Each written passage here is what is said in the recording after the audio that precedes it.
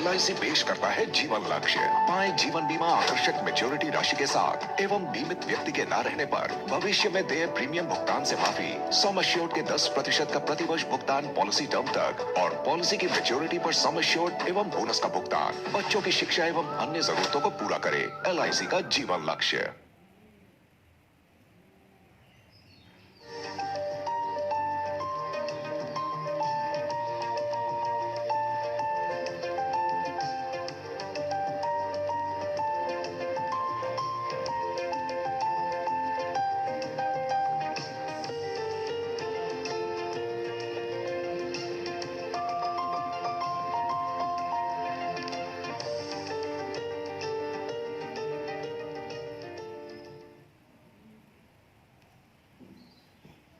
नमस्कार। दूरदर्शन के वाराणसी केंद्र से मैं अमनदीप सिंह आज की इस काव्य गोष्ठी में आप सभी का हार्दिक स्वागत करता हूं। आज की इस काव्य गंगा को प्रवाहित करने के लिए मेरे साथ आज की इस काव्य गोष्ठी में दो प्रखर वक्ता और कवि साथ में मौजूद हैं। आइए हम सबसे पहले उनसे परिचय करें। सर्वप्रथम मेरे साथ मौजूद हैं आनंद कृष्ण मासूम जी, जो एक प्रखर गीतकार और वक्ता हैं। आज हमें उनकी रचनाएं सुनने को मिलेंगी। इन्हीं के साथ इसी क्रम में मैं एक और हस्ती का स्वागत करता हूं। आज की इस काव्य गोष्ठी में शिरकत कर रहे संतोष कुमार प्रीत जी। आप एक कवि हैं और आज आपकी रचनाएं हम सभी को सराबोर करेंगी। तो इसी क्रम में आज की इस काव्य गोष्ठी को प्रारंभ करते हैं और सर्वप्रथम इस काव्य गोष्ठी पे मैं सजदा देना चाहूँगा श्री आनंद कृष्ण मासूम जी को। संचालक महोदय को बहुत बहुत आभार। और प्रस्तुत है एक गीत। होते पूनम रात किंतु तिथि जैसे आज बदल गई। होते पूनम रात किंतु तिथि जैसे आज बदल गई। मंद मंद थी हवा तूफानों में ढल गई। मंद मंद थी हवा तूफानों में ढल गई।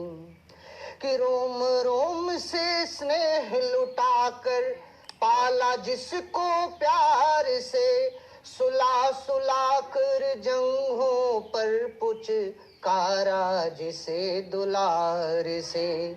आशा के विपरीत हृदय के दर्पण को वह तोड़ गई।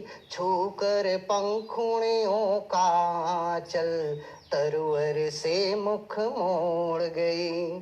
जैसे छूकर तरल तरंगे, जैसे छूकर तरल तरंगे तट से दूर निकल गई। मंद मंद थी हवा तूफानों में ढल गई।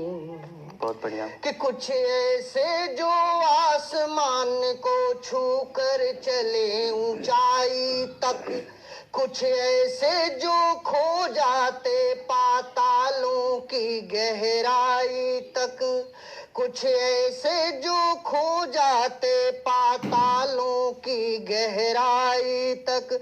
वंशानुगत संस्कारों से कुछ कतराते जाते हैं, कुछ कुटुंब की मर्यादा को हाथों हाथ बढ़ाते हैं। मेरी आशा रूप बदल कर, मेरी आशा रूप बदल कर मुझको ही क्यों छल गई। मंद मंद थे हवा तूफानों में ढल गई। मासूम जी। कि रही झांकती एक पिपासा, वह कुछ कर्ज चुकाएगी। कुल के अशोक कीर्ति का झिलमिल दीपक कहीं जलाएगी। लेकिन सभी भावना जैसे, लेकिन सभी भावना जैसे आज बनी दुर्भावना। थे अमूल्य पर बिना मूल्य के बिकी बिकी से कामना, चली राह पर थी लेकिन फिर, चली राह पर थी लेकिन फिर अपनी राह फिसल गई। मंद मंद थे हवा, तूफानों में ढल गई। अद्भुत मास्टर जी। मंद मंद थे हवा, तूफानों में ढल गई। और इसी के साथ अपनी मातृभाषा हिंदी को लेकर के गीत आपके सामने रखना चाहता हूँ। अद्भुत विषय मासूम जी, स्वागत है। कि एक बोले रंभासी आकर उपवन सभी उजाड़ गई। एक बोले रंभासी आकर उपवन सभी उजाड़ गए। क्या करते हिंदी बेचारी, थी सीता सी हार गई। बहुत खूब। क्या करती हिंदी बेचारी, थी सीता सी हार गई। कि मिस्री की मधुरता जिसमें, भावों की सरसता जिसमें, जिसमें शिशु की कोमलता है, जिसमें आतुर चंचलता है, जहाँ शब्द चमकते सितारों जैसे, जहाँ अक्षर जलते चरागों जैसे, जहाँ जीवन की तरुणाई है, जहाँ वीरों की अंगड़ाई है। सहज नहीं मैं कैसे कह दूं, सहज नहीं मैं कैसे कह दूं, एक नागन फुफकार गई। क्या करती हिंदी बेचारी, थी सीता सी हार गई। क्या करती हिंदी बेचारी, थी सीता सी हार गई। कि गौरव जिसके अवतरणों में, उद्भव जिसके संस्मरणों में, जहाँ तरुवर है संस्कारों में, जहाँ घूंघट है विचारों में।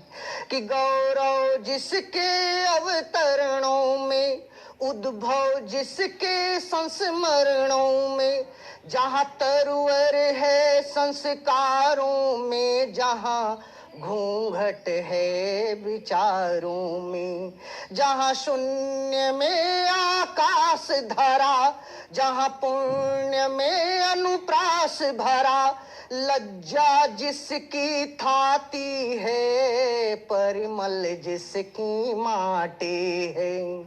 लज्जा जिसकी थाती है, परिमल जिसकी माटी है। नजर लगी मैं कैसे कह दूं, नजर लगी मैं कैसे कह दूं, आकर मोहनी मार गई। क्या करती हिंदी बेचारी, थी सीता सी हार गई। क्या करते हिंदी बेचारी, थी सीता सी हार गई। और अंतिम बंद, स्वागत है। कि जहाँ गंगा की निर्मल धारा, जहाँ बहती अमृत रस धारा, जहाँ पुण्य प्रताप का संगम है, जहाँ संतों का पूर्ण समागम है। जहाँ गंगा की निर्मल धारा, जहाँ बहती अमृत रस धारा, जहाँ पुण्य प्रताप का संगम है, जहाँ संतों का पूर्ण समागम है। जहाँ पक्षी कलरव करते हैं, जहाँ जन जन अभिनव करते हैं, जहाँ सागर की निगरानी है, जहाँ पर्वत के अगवानी है।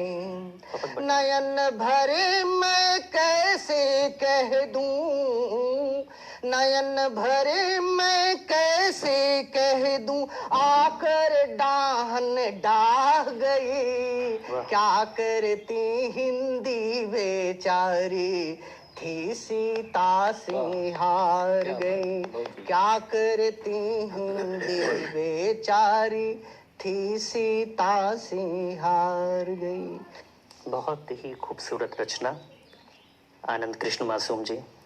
कर्ण प्रिय और जिस तरलता और सुगमता से आपने हमें ये गीत सुनाया है, मंत्र मुग्ध कर दिया हमें। नाम आपका मासूम है और उसी मासूमियत को बरकरार रखते हुए आपने हमें ये कविता, ये गीत सुनाया। इसी क्रम में आज की इस काव्य गोष्ठी को सुशोभित करते हुए मेरे दूसरे मेहमान श्री संतोष